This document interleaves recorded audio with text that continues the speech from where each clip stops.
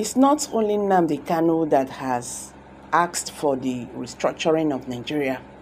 Ohanaeze tells Tinubu to release Nnamdi Kanu immediately.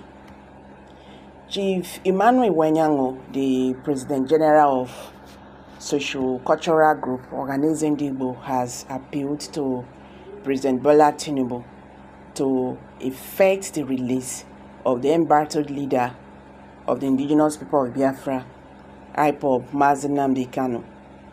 Wenyango made the call on Thursday, May 30, at his residence after paying a visit to Kanu at the custody of the Department of State Service (DSS) in Abuja.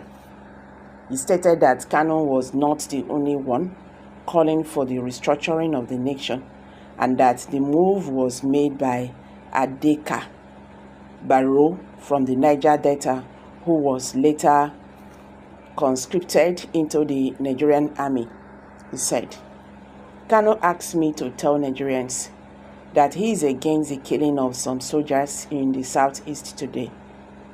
That is Thursday, May, as well as other killings being reported in some parts of Igbo land. He is totally against the destruction of lives and properties going on. He also said that stopping our children from taking their WAEC exam is unnecessary and must stop. Nnamdi Kanu, like many other Nigerian children, has expressed their disappointment because they believe they lack opportunities. They believe there is discriminations. They feel that things are not going the way they should go.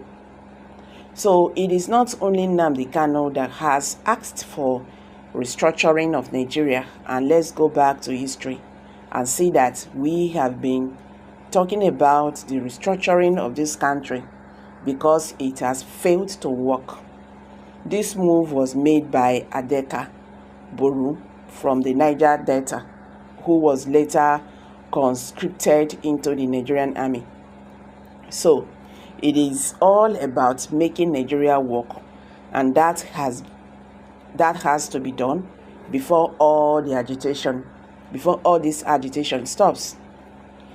His visit comes after the Attorney General of the Federation and the Minister of Justice, Lateef Fabemi, on Wednesday, May 29, said the offense of the detained leader of the proscribed indigenous people of Biafra, IPOB, Nnamdi Kanu, is a difficult one and can only be resolved by a competent court of law. He added that since the matter was already in court, it should be left to the law to have its way. In another news headline, the presidential candidate of the People's Democratic Party, PDP, in Nigeria for 2023, Atiku Abubakar, has urged President Bola Ahmed Tinubu's government to take into account a political solution for the situation involving Nnamdi Kanu. The head of the indigenous people of Biafra, IPOB. Atiku's plea follows the recent murder of 5 Nigerian soldiers in Aba, Abia State, by members of IPOB during a sit-at-home exercise. The event on May 30, 2024 has increased tensions in the area and contributed to the Southeasterners' continuing security issues. The former Vice President, Atiku Abubakar, said he regretted the death of the militaries and citizens, and the violence is unacceptable. Atiku, hoping to defend the tension in the area, stressed the need to look at a political solution to the Nnamdi Kanu problem. In a post on his X account, he proposed that this kind of action would benefit all parties concerned. Atiku also bemoaned the way the sit-at-home directive affected the way the West African Examination Council (WAEC) administered examinations in the Southeast in order to distinguish between the lawful protesters and criminal elements. He demanded that the unknown gunmen's marks be off since his force returned to Nigeria from Kenya in June 2021 to face allegations of terrorism. Nnamdi Kanu has been in the custody of the Department of State Service (DSS).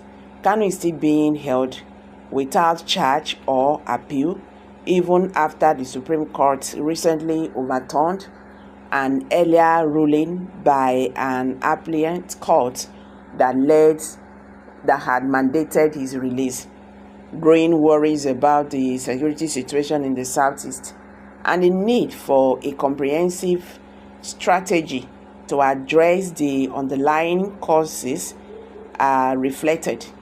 In Atiku's plea for a political settlement to the Nnamdi Kanu's case, Atiku's plea seek to investigate other avenues for reducing tensions and resolving the conflicts peaceful, even as the area still struggles with the effects of the sit-at-home directives and the continuing legal actions. So guys, let's hear from you. Kindly drop your comments below the comment section.